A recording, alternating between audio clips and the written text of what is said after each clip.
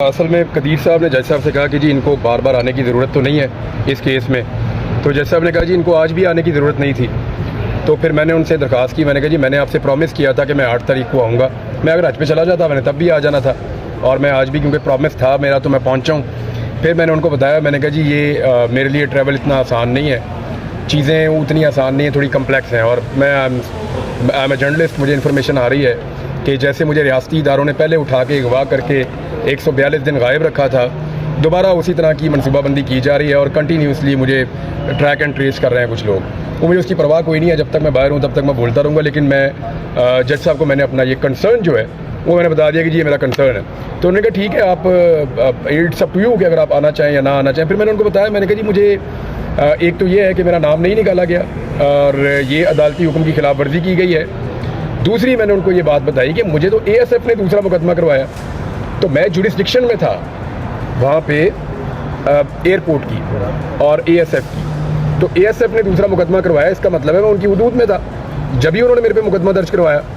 और ASF कैसे allow कर सकती है नामालूम अफराद को जो मुंह पे मास्क लगा के आए कि वो मेरे जैसे बंदे को उठा के प्राइवेट गाड़ी में डाल के ले जाए वहाँ से, जबकि मेरे पास ऑर्डर्स भी हैं वफाकी हुकूमत की तरफ से और सेक्रेटरी का एक लेटर भी मौजूद है और यहाँ से मेरे पास अदालती ऑर्डर भी मौजूद है। तो ये ऐसा नहीं कर सकते थे। ये चीज़ मैंने जज साहब के सामने रखी कि जी ASF इज़ इन्वॉल्व और वो फेडरल गवर्नमेंट का इदारा है, पंजाब गवर्नमेंट का नहीं है। तो हम यहाँ पे पंजाब गवर्नमेंट की शिकायत लगाने या उनकी चीज़ें करने नहीं आए, वो हम वहाँ पे उनको इंशाल्लाह निपटेंगे। यहाँ पे जो हम चीज़ें लेकर आए हैं वो हमारी हैं सेक्रेटरी इंटीरियर से मुताल्लिक, उनको दी गई श्योरिटी से मुताल्लिक, और उनकी दी गई जो उन्होंने हमें और अदालत को श्योरिटी दी उससे मुताल्लिक, और जो ASF का कंडक्ट है जो फेडरल गवर्नमेंट का इदारा है उससे मुताल्लिक ये चीज़ें हम यहाँ पे लेकर आए हैं। अदालत को गुमराह किया गया, अदालत की जो है वो तौहीन की गई है।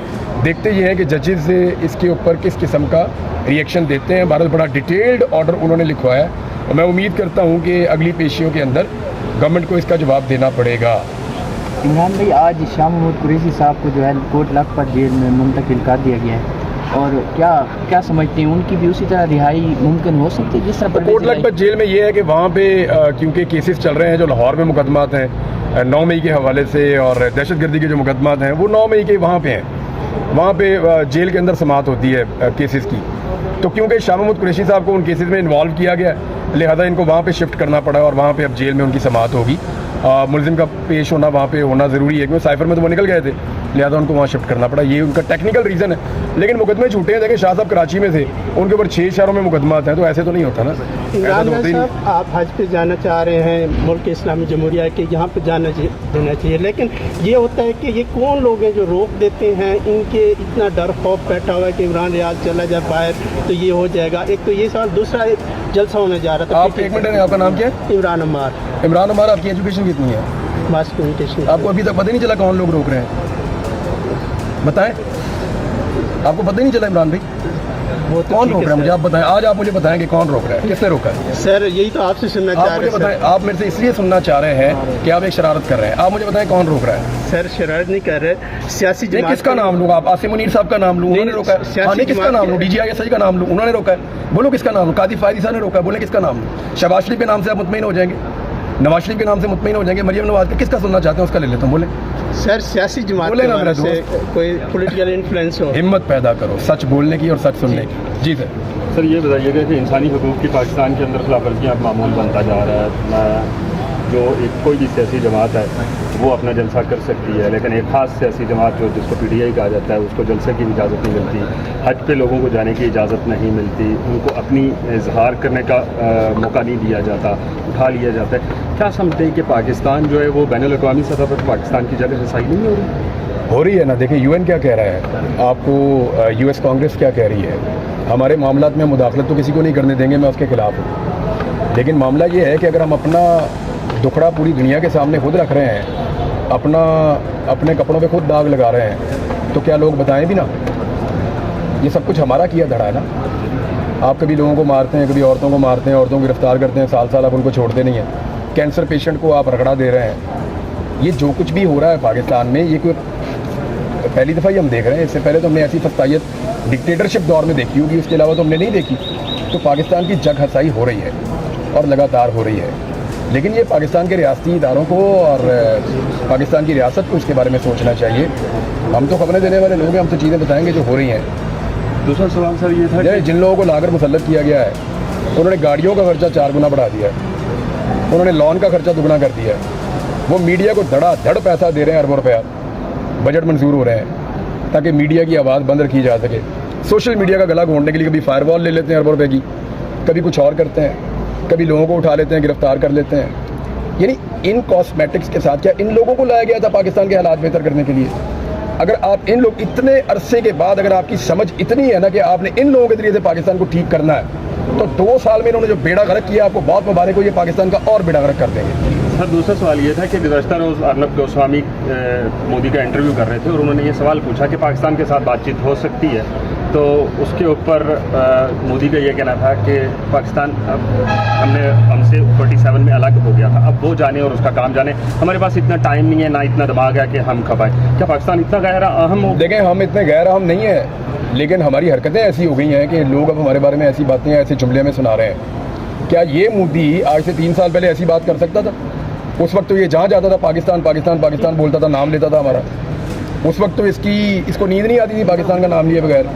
ये क्या हो गया ऐसा 2-2.5 साल के अंदर कि वो हमें बेवकूफ़ समझ रहा है, या वो समझ रहा है कि हम लोग चीज़ ही कोई नहीं है? क्या हो गया पाकिस्तान को 2 साल?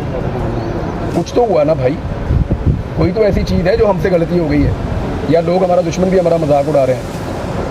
तो मामला सिर्फ इतना है कि 600 अरब डॉलर की इकॉनमी है उनकी और आपकी 6 अरब डॉलर मुश्किल से है, तो फ़र्क तो है ना भाई।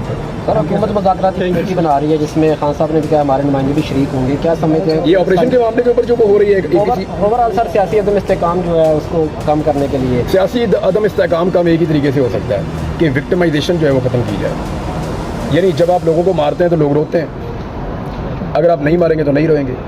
अगर इस्तेकाम पाकिस्तान में लेकर आना है तो बर्बरियत ख़त्म करनी पड़ेगी, जबर ख़त्म करना पड़ेगा, ये जो पाबंदियाँ इजहार राय पे ये ख़त्म करनी पड़ेंगी और मैंडेट का एहतराम करना पड़ेगा, तो इस्तेकाम सियासी तौर पे आएगा। Thank you very much.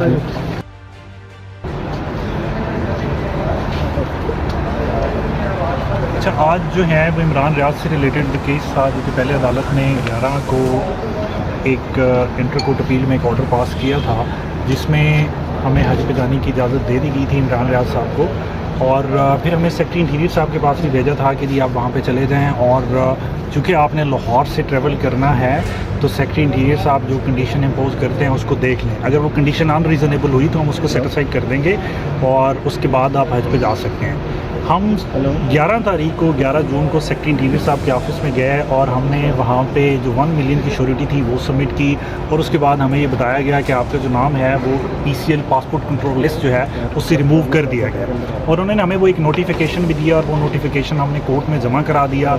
Meanwhile अदालत ने भी हमसे एक अंडरटेकिंग ली कि जब आप हज करके वापस आएंगे तो आप आज 8 जुलाई को अदालत के सामने अपीयर होंगे। आज हम 8 जुलाई को अदालत के सामने अपीयर हुए, बट आप सबके नोटिस में है कि जो 11 तारीख की शाम को हज पे जाते वक्त जो कुछ हुआ और जो कि पूरे पाकिस्तान ने देखा कि किस तरह से एक एग्जेक्टिव डिफाइंस है कोर्ट ऑर्डर्स की और किस तरह से रूल ऑफ लॉ के ख़िलाफ़ जो भी एग्जेक्टिव है वो काम कर रही है और उन्होंने हज पे नहीं जाने दिया। तो उसके बाद हमने कंटेम्प्ट फाइल की। कंटेम्प्ट पे कुछ सर्टन ऑब्जेक्शंस थे जिसमें कि जो लाहौर के चूँकि लाहौर की हदूद से अरेस्ट किया गया था और वहाँ से डिफाइंस हुई थी तो क्या उनके ख़िलाफ़ मेंटेनेबल है या नहीं है। खैर वो एक प्रोसीजरल ऑब्जेक्शन थे। आज अदालत ने जो है सेक्रेटरी इंटीरियर को जो एग्जेक्टिव डिफाइंस थी उसके अगेंस्ट एक कंटेम्प्ट नोटिस में जारी कर दिया है कि जो सेक्रेटरी इंटीरियर है वो आके बताएं। और दूसरी सबसे अहम बात ये है कि जो हमारा नाम था PCL लिस्ट से अगर से हमें एक नोटिफिकेशन तो दे दिया गया कि आपका नाम निकाल दिया गया और आप ट्रेवल कर सकते हैं, लेकिन एक्चुअल में हकीकत में कभी भी नाम नहीं निकाला गया था। शायद 1-2 लेयर्स बनाई गई थी कि सबसे पहले एक अरेस्ट की कोशिश की जाएगी और अगर अरेस्ट की कोशिश कामयाब नहीं होती तो फिर एक जो कि फैब्रिकेटेड एक लिस्ट में नाम डाल के PNIL में जो कि रिस्ट्रिक्शंस रिमूव नहीं की गई थी तो वहाँ से अरेस्ट कर लिया जाएगा। तो उसके बारे में हमने एक सेपरेट पिटीशन भी फाइल कर दी है और हमारी इंटर कोर्ट अपील आज भी पेंडिंग है जिसमें मुतल्लिका सेक्रेटरी इंटीरियर को और कंटेम्प्ट में भी उनको बुला लिया गया है कि वो आके बताएं कि उन्होंने क्यों जो कोर्ट ऑर्डर है उनकी डिफाइंस की है और क्यों एक डिसीविंग टैक्टिक्स यूज़ किए हैं जिसमें एक नोटिफिकेशन निकाल दिया कि आप पे कोई restriction of right to movement नहीं है और आप ट्रेवल कर सकते हैं, लेकिन एक्चुअल में वो कभी भी नहीं निकाली गई थी। तो अब अगली डेट पे लेट्स सी जो सेक्रेटरी इंटीरियर साहब हैं वो आते हैं तो वो क्या स्टांस लेते हैं, लेकिन मैटर ऑफ रिकॉर्ड है कि कभी भी हमारा नाम PCL और PCL जो रिस्ट्रिक्टेड लिस्ट है उसमें से नहीं निकाला गया था, और जबकि ऐसी कोई वजूहत उनके पास मौजूद नहीं थी।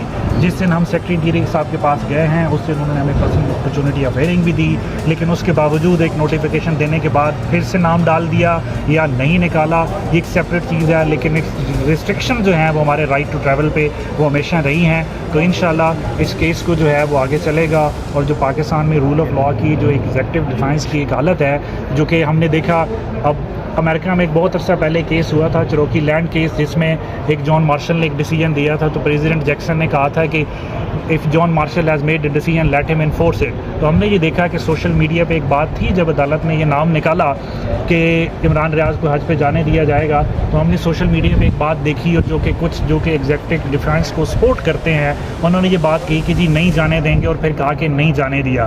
तो अब ये इस अदालत के लिए एक मार्शल मूवमेंट है कि उन्होंने अपने ऑर्डर्स को, जो 11 तारीख को ऑर्डर था जिसमें बड़ा कैटेगोरिकली कहा गया था कि कोई ऑब्स्ट्रक्शन, कोई हिंड्रेंस क्रिएट नहीं की जाएगी, कि अदालत अपने इस ऑर्डर को कैसे इन्फोर्स कराती है। सर